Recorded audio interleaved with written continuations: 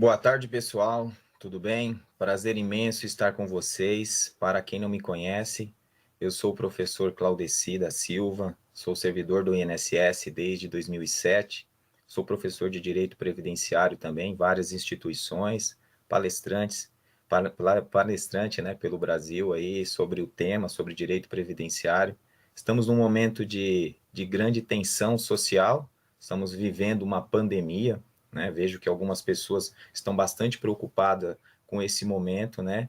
E a Sindeprestem, que é um sindicato patronal, com quem eu tenho contato, né? A doutora Joelma Dantas me solicitou que eu trouxesse a vocês algumas informações pertinentes ao fluxo do INSS neste momento de pandemia, principalmente para os profissionais do RH, os profissionais do departamento pessoal, as pessoas de RH, até mesmo os advogados, estão passando por um momento de bastante confusão por conta das inúmeras emendas, inúmeras portarias, leis, decretos, medidas provisórias, principalmente no período de fevereiro de 2020 até o atual momento desse webinário, né? Nós estamos em junho.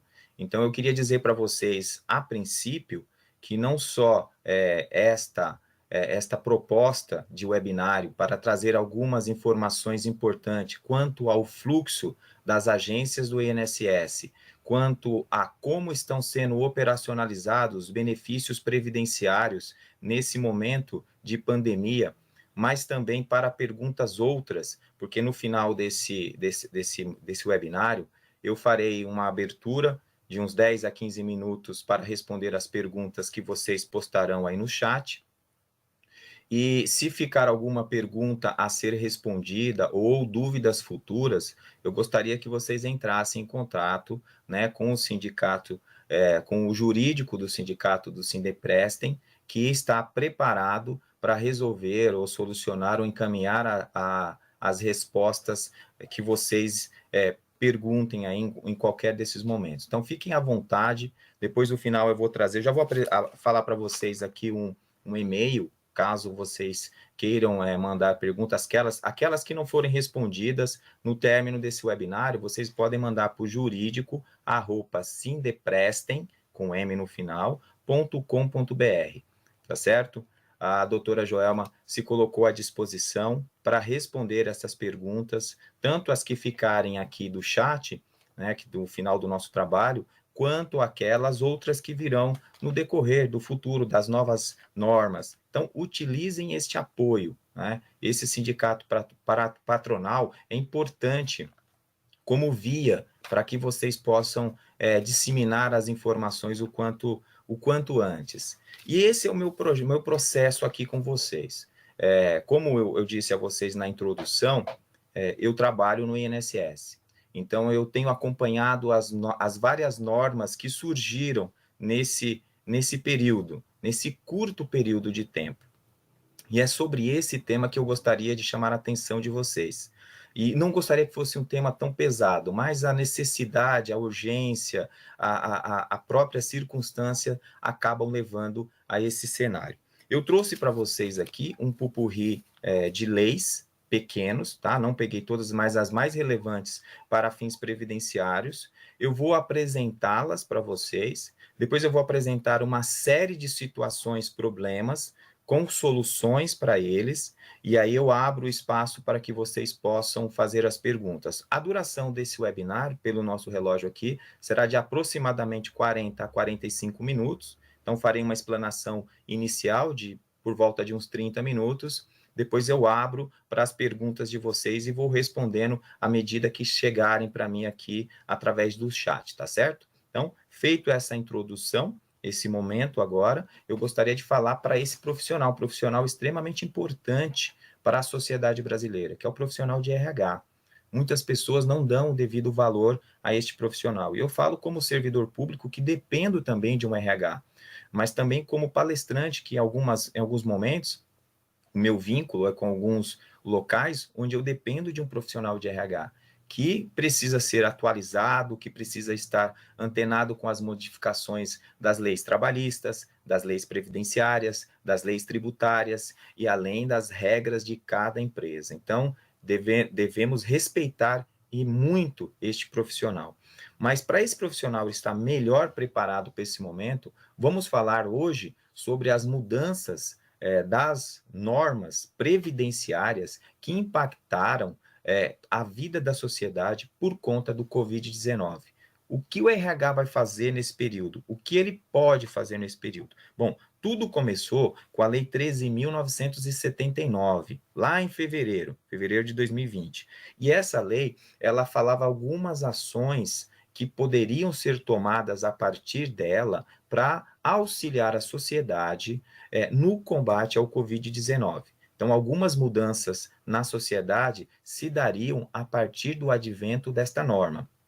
Então, essa lei 13.979, ela abre as portas para uma sucessão de outras normas que viriam tanto na esfera trabalhista, quanto na esfera da Receita Federal, na esfera previdenciária, também houve impacto na Caixa Econômica Federal e, além disso, nas esferas estaduais, municipais e na União Federal. Então, todas as esferas públicas foram afetadas. Logo, a esfera privada também. E começou o jorrar de normas a partir dessa 13.979. Depois dela veio o decreto 06, né, que foi um decreto emitido pelo Senado, porque o presidente da República não estava no país, estava em missão, e o Senado Federal decretou a calamidade pública. A partir desse momento, aí as coisas começaram a fluir com mais celeridade, para poder tomar medidas de precaução contra a situação em que se encontrava o país por conta do vírus, né, do coronavírus.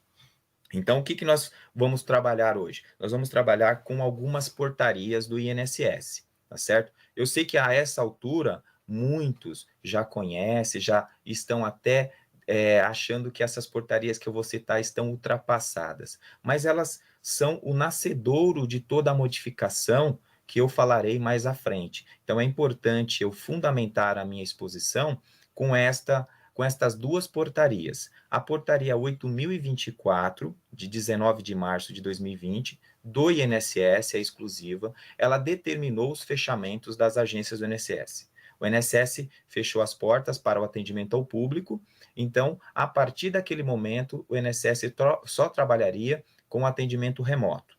Tá? Então, as agências continuam fechadas desde essa portaria de 19 de março. Naquele momento, havia a possibilidade de abrirem as agências no final de abril. Fato que não se concretizou e houve mais duas portarias prorrogando esse prazo de fechamento das agências do INSS, e a última portaria dá conta de que as agências do INSS continuarão fechadas até o dia 10 de julho de 2020. Ou seja, no dia 13 de julho de 2020, as agências do INSS abrirão ao público, tá certo? Mas como é que elas abrirão? Abrirão para todos os atendimentos? Não, não será para todos os atendimentos, serão para os atendimentos agendados. Então, o usuário do INSS, o segurado do INSS, seja ele empregado, contribuinte individual, facultativo, trabalhador avulso, intermitente, doméstico, segurado especial, qualquer um dos tipos de segurados vinculados ao regime geral de previdência social, ele terá que fazer um agendamento para poder ser atendido a partir do dia 13 de julho. Esta é uma medida de segurança para os funcionários do INSS e para a sociedade usuária do serviço, tá certo? Então, a última portaria deu conta dessas medidas protetivas para que não se tenha uma disseminação ainda maior do vírus que assola não só a nossa sociedade, mas várias sociedades pelo planeta. Então, só fazendo esse apontamento, né, porque tudo se iniciou com o fechamento das agências pela portaria 8.024 em 19 de março, mas ela foi prorrogando-se e agora tem essa prorrogação para a abertura das agências se dá em 13 de julho. Ocorre que pode haver uma nova portaria prorrogando ainda mais esse período. Então, é muito importante que vocês, profissionais de DP, ou as pessoas que aqui estão nos assistindo, percebam essa sensibilidade que nós estamos transmitindo para vocês para as consultas às normas. É importante estar atualizado sempre para não cometer nenhum tipo de deslize, tá certo? Então, o mais importante é que a portaria 8.024, ela transitou por todo esse período e o prazo último que nós temos hoje, dia 25 de junho, é de que as agências abrirão 13 de julho, o mês 7, tá certo? Esse é o primeiro ponto. Uma outra portaria também inicial, pós-pandemia, que é importante para o profissional de RH, é a portaria 412, do dia seguinte à portaria 8.024.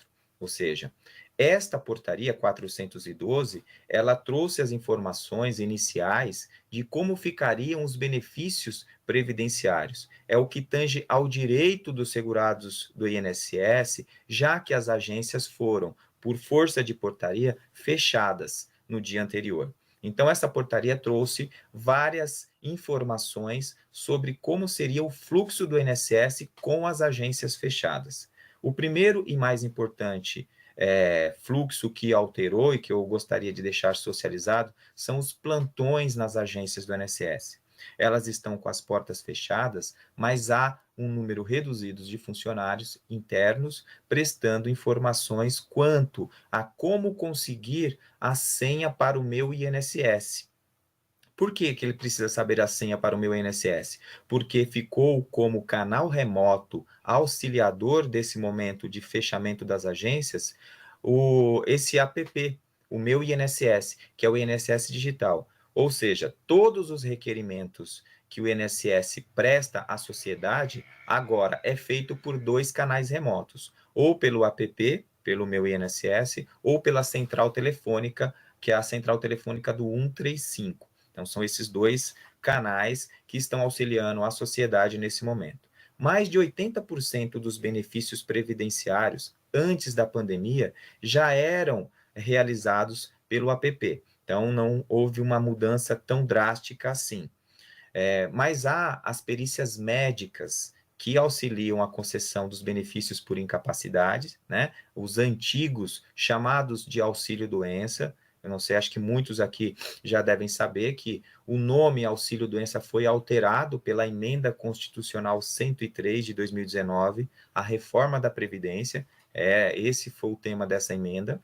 Ela alterou o nome do auxílio-doença. Agora chama-se benefício por incapacidade temporária previdenciário, cuja espécie é o B31, e acidentária, cuja espécie é o B91, tá certo? Então, houve uma alteração na nomenclatura. E eu chamo a atenção para essa mudança, para que vocês depois saibam de uma outra norma, uma norma trabalhista, que criou um reflexo previdenciário num benefício que se chamou antecipação de um salário mínimo, né? Que é a MP 936. Essa MP, ela criou o BEM, né? Que é aquele benefício emergencial, que vai auxiliar a população no momento de suspensão do contrato de trabalho, diminuição, né, da remuneração do trabalhador, mas também criou a possibilidade de antecipar em um salário mínimo quando o segurado do INSS requer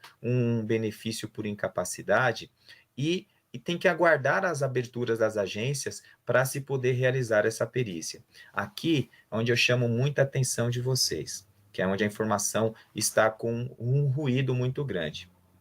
Como houve o fechamento das agências do INSS e tudo migrou para os canais remotos, em um primeiro momento, nas primeiras normas que foram geradas, falou-se que as perícias médicas do INSS seriam realizadas de forma remota. Isso foi dito logo no início, após a portaria 412, houve uma tendência, uma intenção de se fazer, porém, a Secretaria Especial de Perícia Médica federal, que não é mais o perito do INSS, como se chamava antes também, agora eles têm uma subsecretaria na qual eles estão vinculados. Eles não aceitaram a realização das perícias médicas remotamente, somente presencial.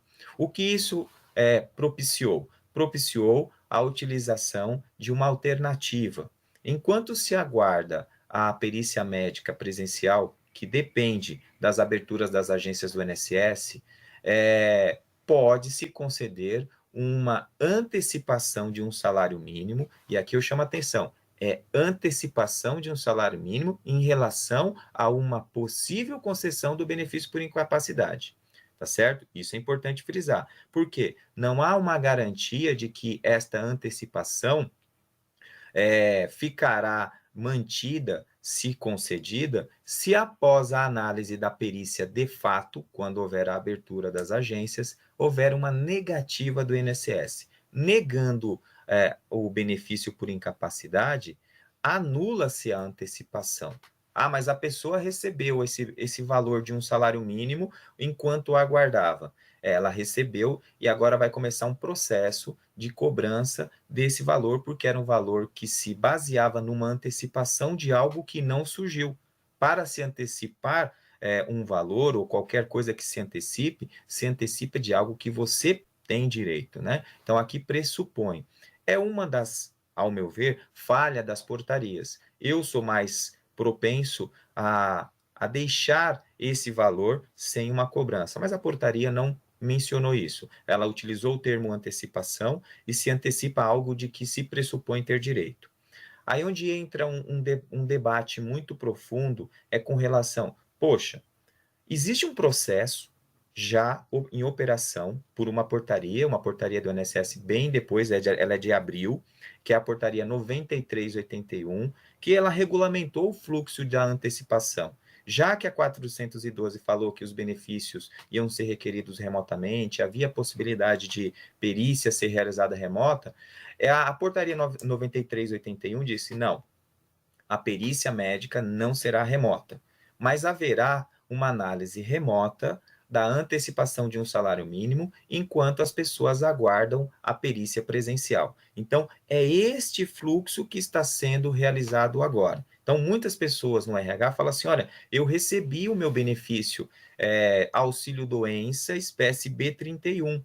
Está lá, eu tenho uma carta do INSS disposta em PDF no meu app, escrito auxílio doença, espécie B 31. Eu afirmo para vocês, isto não é o auxílio doença que vocês estão imaginando, aquele benefício por incapacidade temporária, previdenciária ou acidentária. Não é ele.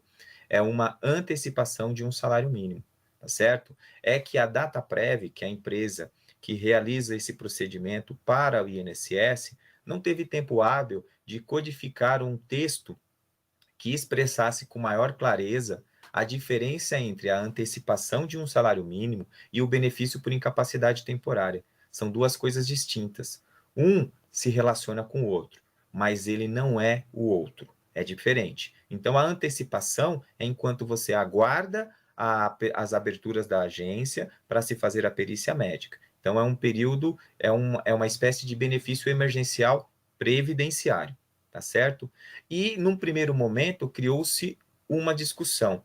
Para aqueles que já tinham perícias agendadas antes da portaria 8.024, lá que vocês lembram, 19 de março, como é que se faria para ele realizar a perícia, já que as agências estão fechadas? No primeiro momento, o INSS não tinha resposta para isso. Então, ficaram suspensas as perícias que já estavam agendadas antes do dia 19 de março, ficaram suspensas, aguardando portarias que esclareceriam quais os fluxos a serem tomados para regularizar isso.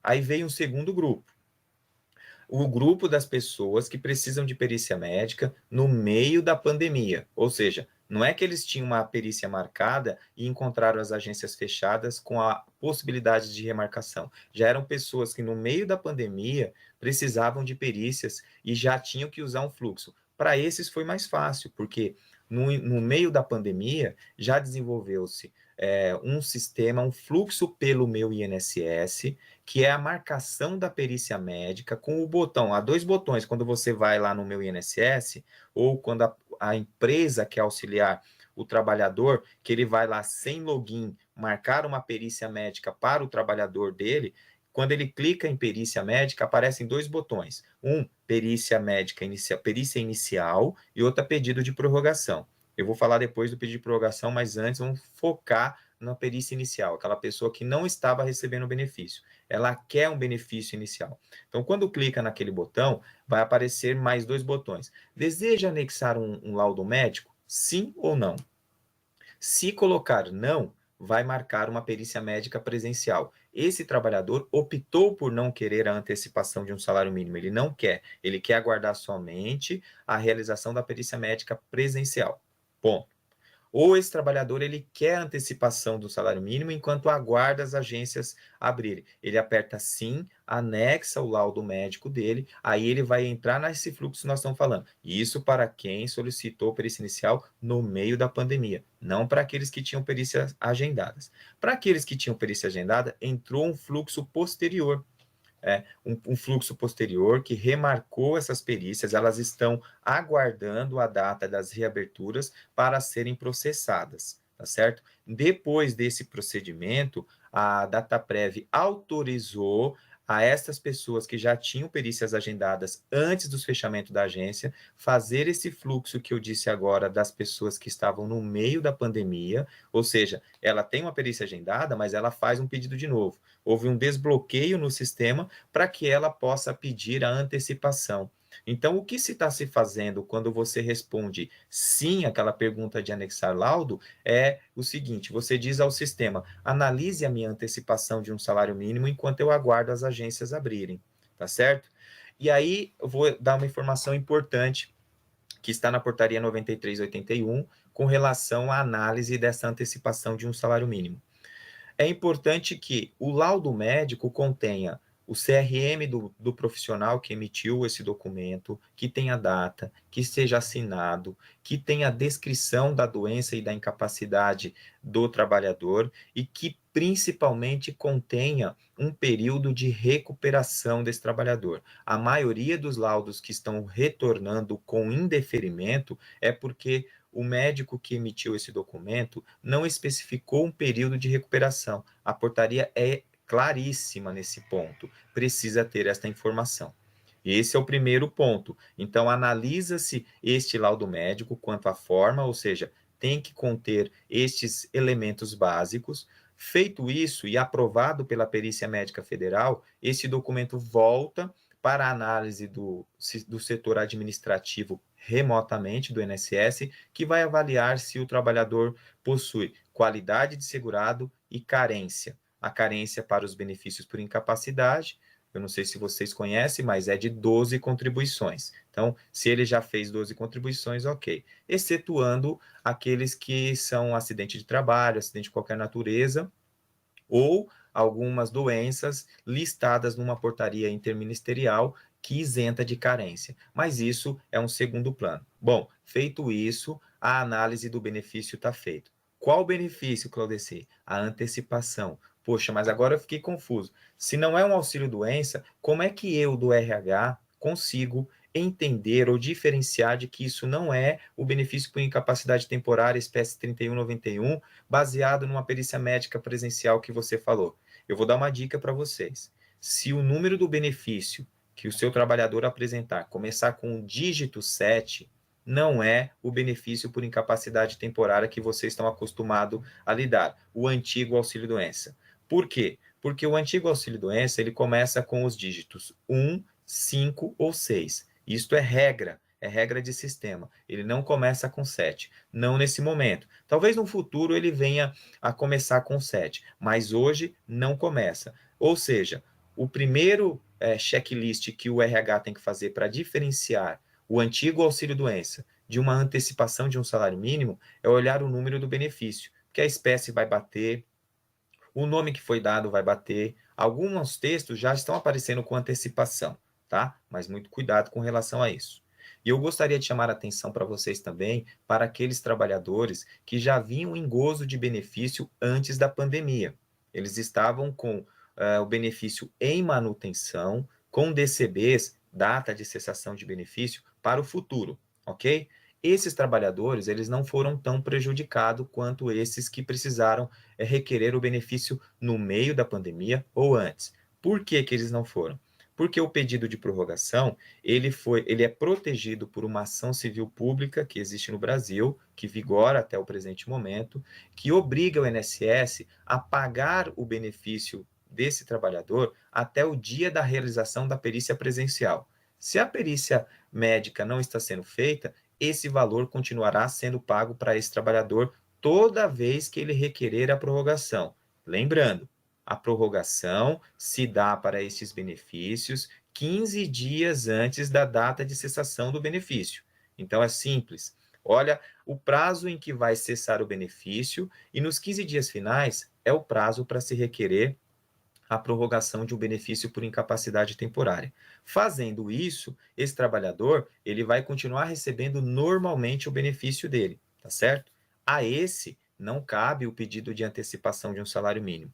Não tinha lógica. Se antecipa um salário mínimo para quem aguarda a perícia médica presencial, ou seja, é algo que não está sendo pago, não há nenhum valor para aquele trabalhador. Para quem está em gozo de um benefício, e o pedido de prorrogação foi feito, continuará sendo pago por força da ação civil pública, não se fala em antecipação. Então, não há necessidade, por exemplo, de quem vai pedir a prorrogação anexar um laudo. Não precisa. Por quê? O INSS vai prorrogar automaticamente por 30 dias daquele pedido. Mas por que 30 dias? Por quê? Porque existe uma norma por conta do Covid-19, que diz o seguinte: os pedidos de prorrogação serão automaticamente prorrogáveis até 6 vezes, aguardando a abertura das agências. Esse período de prorrogação pode ser aumentado se a situação com relação ao coronavírus não for sanada. Então, mais uma vez, peço a atenção de vocês, profissionais, que acompanhem as modificações das normas para verificar se houve ou não a necessidade de prorrogar o número de pedidos de prorrogação de um benefício por incapacidade. Bom, a essa altura do nosso webinar, você já sabe que nós temos alguns cenários. Eu vou apenas citá-los como forma de resumo para que a gente entenda. A gente tem segurados que requereram o benefício, tinham perícias marcadas antes dos fechamentos das agências do INSS, lá no dia 19 de março, ok? Nós temos trabalhadores segurados do INSS, contribuintes individuais, avulso, doméstico, que requereram benefício durante os fechamentos das agências do INSS. Nós temos um outro grupo que recebia benefício do INSS e pediu prorrogação. Então, nós temos esses grupos trabalhando junto. Nós já sabemos o que fazer em cada caso que a gente já citou até esse momento. Então, para os pedidos de prorrogação dos benefícios de manutenção, nos 15 dias finais se pede. Para quem não tem benefício em manutenção, pode pedir a antecipação de um salário mínimo.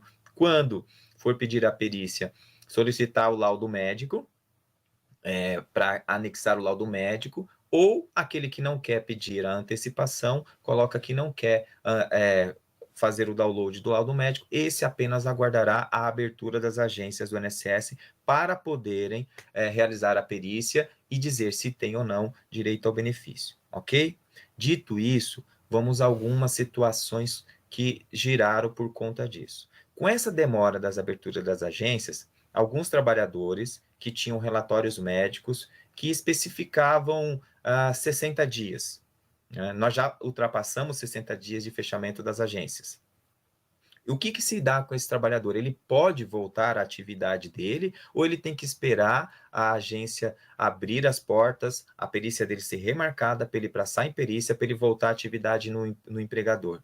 Ele não precisa fazer isso. Não está escrito isso na lei que rege os seguros do INSS. E por que não está escrito isso? E onde está escrito isso, Claudeci? Está escrito na Lei 8.213, no artigo 59 e 60. São esses dois artigos que vocês vão se basear para fundamentar um retorno desse trabalhador em caso de recuperação da capacidade laborativa e a não realização da perícia médica. Mas espera aí, como é que eu posso fazer isso? Simples. A perícia dele já está marcada e será avaliada aqueles 60 dias ou mais que ele ficou incapaz para a atividade.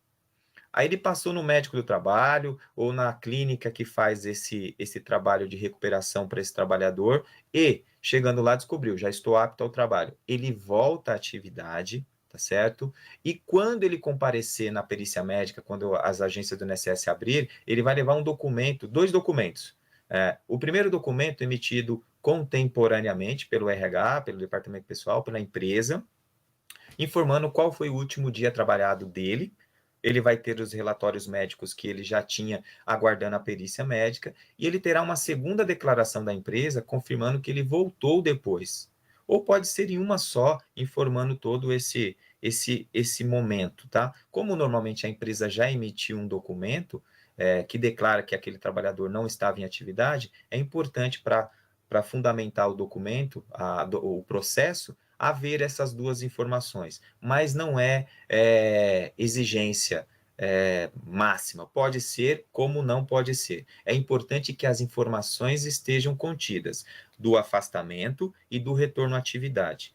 Ah, mas eu ouvi falar que está escrito que só pode voltar ao trabalho quando o INSS mandar. Então, peça para te dizer onde está escrito isso, porque o INSS é um seguro público, e lá nesses artigos 59 e 60 da 8.213, fala o seguinte: quando incapacitado para a atividade, paga-se o benefício quando superior esse afastamento a 15 dias consecutivos, né, mais de 15 dias consecutivos, ou mais de 15 dias alternados dentro de 60 dias, tá certo? Então, não está previsto lá nesta instrução normativa, número 77, que rege o INSS, nem na Lei 8.213, que só deve voltar à atividade o trabalhador que passar numa perícia médica presencial do INSS, senão não volta. Se isso não está escrito, não é para se fazer. É um dos mitos que envolve os nossos colegas de RH. Então, vamos quebrar essa máxima? Isso não existe. O trabalhador recuperou a atividade, ele volta. Isso até vai ser importante para o INSS, quando for analisar a perícia lá no futuro, já vai ter havido contribuições no portal Quinis, porque a empresa já vai ter recolhido, vai corroborar com aquela informação. Agora, imagina, se esse trabalhador fica esperando, o INSS avalia que ele tinha direito a 60 dias e a empresa não pagou para ele dos 61 dias em diante. Aí vai falar, é o INSS que paga, vai entrar no que chamam-se de limbo, e aí vira uma confusão, algo que é desnecessário. Tá? Então, eu gostaria de alertá-los quanto a este fato. Isso aqui é uma informação que muita gente está entrando em confusão e não está conseguindo entender. Uma outra coisa ainda sobre o Covid, que as medidas provisórias trouxeram aí, que foi muito importante, que é muito importante frisar, que é o seguinte: o pagamento daqueles 15 dias iniciais para empregados que adquiriram o Covid-19. Paga-se esses 15 dias, tá certo? E eles podem ser deduzidos na Receita Federal por ser Covid-19. Isso já está previsto, né? Então, a medida provisória que rege as legislações trabalhistas preveu esta dedução nos 15 dias. Ah, Claudeci, pode ser um dia ou tem que ser 15? A lei fala os 15, de acordo com o artigo 59 e 60 da Lei 8.213, a gente fala-se que o período em que o empregador tem que pagar são os 15 dias iniciais. É lógico, a OMS fala em tratamento de Covid, no mínimo 14 dias. Mas se ficou menos de 14 dias, houve uma exceção, que pode haver, pode ser de 1 até 15 dias deduzido, tá certo? Então, mas é importante, tem que ser COVID, não pode ser suspeita, não pode ser resultados negativos, tem que ser confirmado o COVID, tá certo? Então, acho que esse também é uma informação que é importante citar. Detalhe, não precisa necessariamente ter sido concedido um benefício previdenciário para ter a restituição. Não fala nisso, né? Fala-se de que se tiver naquele período de 15 dias que é obrigatório, foi Covid, sim, será deduzido. E se houver o benefício por incapacidade? Nada muda. No 16º dia manda para o INSS avalia, nesse modelo que nós falamos, de antecipação ou não desse laudo médico, né, de antecipação ou não desse um salário mínimo por conta do download do laudo médico, e aí segue o fluxo. Lembrando que, tratando-se de Covid, a empresa pode deduzir, no mesmo modelo que se faz da dedução do salário família, deduzir esses 15 dias pagos por benefício por incapacidade, tá certo?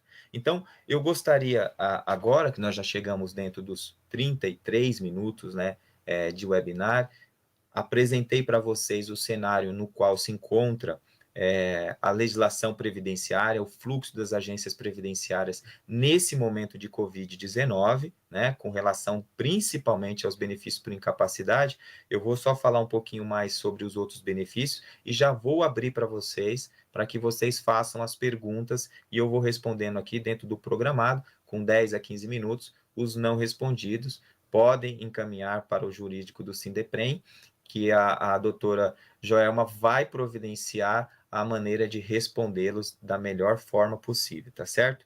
Bom, Clarice, quanto aos outros benefícios? E a aposentadoria, e a pensão por morte, e o auxílio reclusão, o próprio salário maternidade. Algumas observações importantes. Primeiro, como eu disse a vocês, antes do Covid-19, mais de 80% dos benefícios previdenciários já eram remotamente. Dentre eles, esses que eu citei.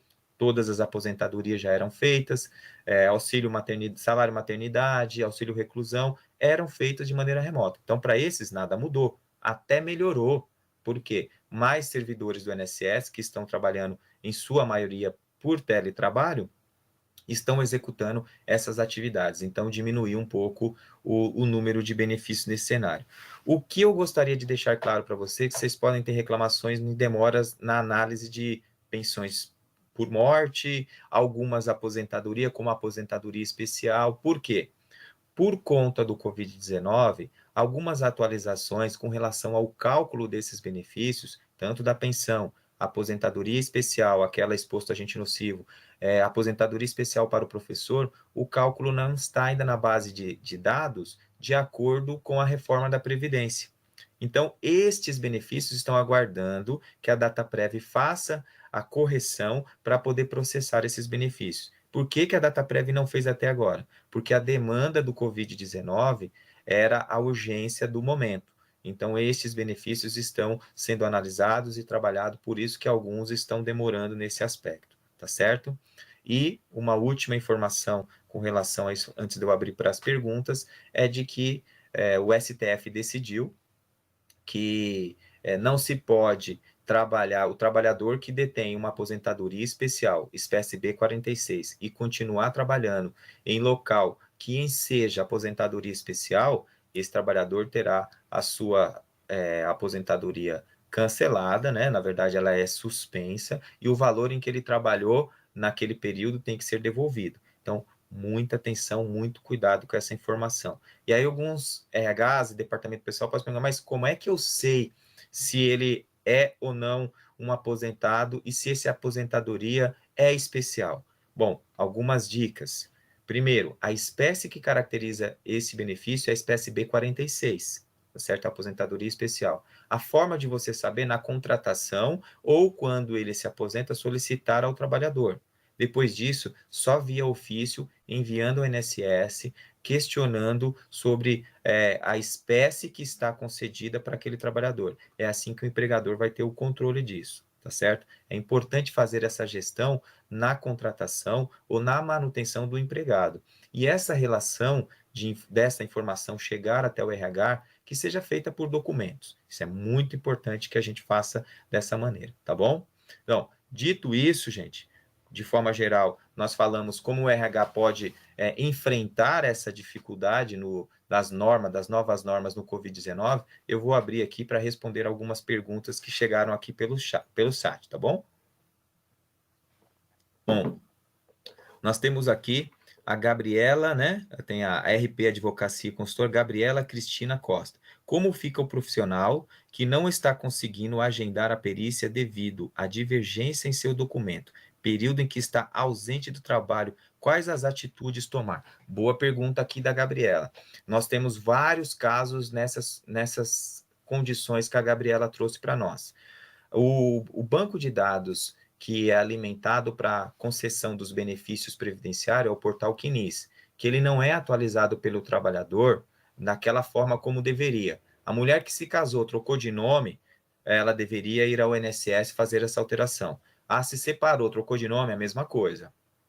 ou mesmo as atualizações do RG com as datas de emissão, mas isso não é feito. O trabalhador não tem essa informação. Muitas vezes as informações chegam desencontradas por intermédio da Cefip ou até mesmo do E-Social. Do E-Social é bem menos, mas da Cefip ainda havia muitos problemas. E agora, na hora da concessão, gera um problema dessa natureza. Respondendo a Gabriela, esse trabalhador, ele pode, pelo meu INSS, fazer uma solicitação de atualização de cadastro. Ele vai lá na lupa em agendamentos, novo requerimento, procura lá a atualização de cadastro à distância, e lá ele anexa toda a documentação, e vou dizer a documentação que é necessária, o RG, o CPF, carteira de trabalho, um comprovante de endereço atualizado, anexa, vai ser feita a correção para se processar o pedido dele corretamente, tá? Esse é um caminho para sanar esse problema. Feito isso, ele vai conseguir fazer a perícia médica e deve se retroagir dessa data para não prejudicá-lo, tá certo? A Carla, né? A Carla pergunta assim: antecipação do benefício. Empregado solicitou perícia inicial e recebeu antecipação do salário mínimo. Não tinha agendado a perícia presencial, nem orientação. Entrou com recurso ordinário. Que fazer? Bom, como ele não fez a perícia médica presencial, não fez o agendamento, não tem problema, porque quando as agências, se ele já fez a antecipação pode ser pedida em até 3. Então, ele pode ter feito a primeira antecipação, concedeu, a segunda, a terceira, e na quarta vez, que a gente acredita que já não haverá mais isso, porque as agências vão abrir, ele vai seguir aquele fluxo e o sistema vai entender a data das antecipações como prazo para análise do início do início do benefício dele. Ele vai usar os períodos de antecipação para dizer que foi ali que começou a perícia inicial. Então, não tem problema. Ele entrou com recurso. Ele pode desistir do recurso, porque eu acho que não é matéria do recurso debater essa situação, porque ele se equivocou nesse aspecto, tá? Poderia ter feito o recurso e aguardar? Pode, vai demorar mais. Não é o caminho mais tranquilo, viu, Carla? Se a Bruna, né? A Bruna falou assim: se o INSS der alta para o colaborador e a clínica não der apto, o que o RH faz? Esse é um cenário fantástico, Bruna. Esse daí é o que as pessoas chamam de limbo previdenciário, que eu não concordo, porque esse é um limbo do empregador, tá? Não dá para a gente discutir muito esse cenário aqui, porque o tempo é curto, a gente não consegue. Mas nesse caso aqui, o RH tem que fazer de acordo com o médico do trabalho. Você pode mandá-lo novamente dentro dos prazos legais para o INSS numa nova avaliação. Não esqueça de pedir para o trabalhador solicitar um recurso daquele benefício negado e ele começa a discussão. Se ele não se encontra apto e há um documento de um profissional competente, que é um médico do trabalho, que diz que não está apto, ele não deve voltar às atividades. Tá certo? Você tem o respaldo de um profissional. Ele deve marcar uma nova perícia ou entrar com um recurso, tá certo? A nova perícia para esse caso, Bruna, só após os 30 dias da negativa que ele sofreu, tá? Nesses 30 dias que ele aguarda para solicitar uma nova perícia, ele tem a possibilidade de protocolar um recurso. Aí você pode me perguntar, para que ele vai esperar 30 dias se o recurso vai resolver? O recurso é uma outra esfera que analisa esses benefícios e pode levar mais de 8 meses.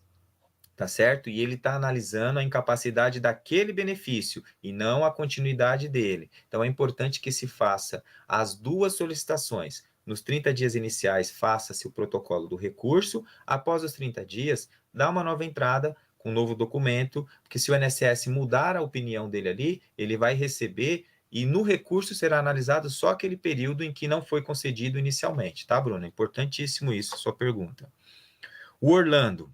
O Orlando dos Santos. Posso reduzir esses 15 dias de atestado do Covid para o doméstico? Né? Que aqui fala assim, se ele pode deduzir os 15 dias para o empregado doméstico, né? Lá fala-se do funcionário empregado, não colocou o doméstico, por mais que ele tenha sido equiparado, Orlando, ao doméstico, tá? Não foi colocado ele, nem o trabalhador avulso, só fala do empregado. E na legislação, é separado o empregado do empregado doméstico. A equiparação em junho, né, de 2015 do empregado doméstico as regras do empregado. Então, nesse caso, não está previsto na norma a dedução para o doméstico. O doméstico realmente, ele vai ficar... O doméstico tem uma situação, vou aproveitar aqui a pergunta do Orlando, que é muito peculiar, não sei se todos vocês sabem. Se esse doméstico ficar 15 dias afastado e voltar ao 16º, não gera benefício previdenciário e o empregador doméstico não paga os 15 dias, tá? Isso fica como prejuízo para esse tipo de segurado. Não só para ele, mas também para o contribuinte individual, para o avulso e para o facultativo. Não se, e o especial também, aquele segurado trabalhador rural. Não se paga. Os 15 dias só são pagos para o tipo de segurado empregado, vinculado a uma empresa, tá? A Gabriela Cristina Costa aqui. Qual é a lei que fala sobre a dedução na Receita Federal? A dedução está prevista na medida provisória 936, viu, Gabriela? Lá ela prevê a dedução e as portarias do INSS já operacionalizam isso. Isso já está tranquilo, tá? A Lilian, colaboradora grávida com asma, grupo de risco, já está com 2 meses de benefício em análise. Tem alguma coisa que se possa fazer? Isso aí é um problema muito sério, porque o que acontece? As perícias só serão realizadas quando abrir as agências. Então, para essa segurada, não há uma alternativa. Realmente tem que aguardar isso. O que ela pode, nesse período, é solicitar a antecipação de um salário mínimo. Se o bebezinho vier a nascer, nesse período, ela suspende, né, essa análise, recebe o salário maternidade. Quando for feita a perícia presencial, vai avaliar esse benefício por incapacidade até um dia antes do nascimento do bebê, tá? Então, isso é muito importante. Aqui é a Vanessa da Silva, né? Quanto tempo para análise dos documentos e atestados na antecipação salarial? O funcionário está aguardando há 25 dias. Vanessa, em média, tem levado 30 dias, tá? Há casos em que espera-se mais do que isso, porque como se trata de média, o volume foi muito grande. Então, de fato, como é uma questão, e essa média, ela é nacional, ela pode variar de região para região. Há regiões do Brasil que a análise ela é quase que simultânea. Leva do dia para o outro. A pessoa faz a solicitação, no dia seguinte o médico perito já analisou, já voltou para o administrativo e já foi feito. Mas a média é 30 dias para análise, tá? Bom, vamos aguardar ver se tem mais alguma pergunta aqui. Aí a gente já faz aí o acerto. Lembrando para vocês, enquanto perguntas não vêm aqui, né, que o Sindeprestem está se deixando à disposição, né, um sindicato patronal, para responder. O setor jurídico do Sindeprestem está fazendo esse trabalho para que vocês possam tirar as dúvidas, acessem, questionem, peçam ajuda. Esse é um momento muito delicado da sociedade, que todos precisamos participar, né? Nós, como servidores públicos, professores, pessoas que estão se atualizando, os sindicatos, as empresas, os departamentos dentro das empresas, como um departamento importantíssimo, como eu citei, que é o departamento pessoal, o RH, auxiliar essas pessoas nesse momento de grande comoção, de grande delicadeza, né, na hora de tratar com as pessoas que estão perdendo entes queridos, ou empresas que estão perdendo funcionário, que a gente seja sensível. Então, utilizem esses canais, tá certo? O sindicato deixou à disposição o setor jurídico para esses questionamentos, utilizem esses canais, e profissional também de DP, se atualizem, não fiquem aguardando, não fiquem esperando que as pessoas deem informações para vocês, façam curso, aproveitem esse momento que está acontecendo de mudança para melhorar o conhecimento de legislação previdenciária, trabalhista, tributária, para que a gente possa ter profissionais cada vez melhores. Então, fica esta a minha dica para vocês. Bom, chegamos aqui aos 50 minutos. A última pergunta que me veio foi da Vanessa da Silva, com relação ao tempo médio de espera para antecipação. Eu vou encerrar nesse momento aqui, como não houve nenhuma outra pergunta, a minha participação, agradecendo bastante aqui, né, ao Sindeprestem por esta oportunidade de trazer a vocês essas informações, né, com relação as dúvidas vocês podem mandar para o jurídico. Agradecer também a Joelma Dantas, que fez o convite tão delicada e carinhosa que foi, para que a gente pudesse ter esse momento de discutir esses temas. Coloco-me à disposição de vocês para uma outra oportunidade a gente trocar mais informações, tá certo? Então, encerro esse webinar de hoje, agradecendo a todos que estiveram aqui, que fizeram as perguntas, e a toda a equipe que assessorou, tá certo? Assessorou aqui a gente nesse momento de entrar nesse processo. Muito obrigado e até a próxima.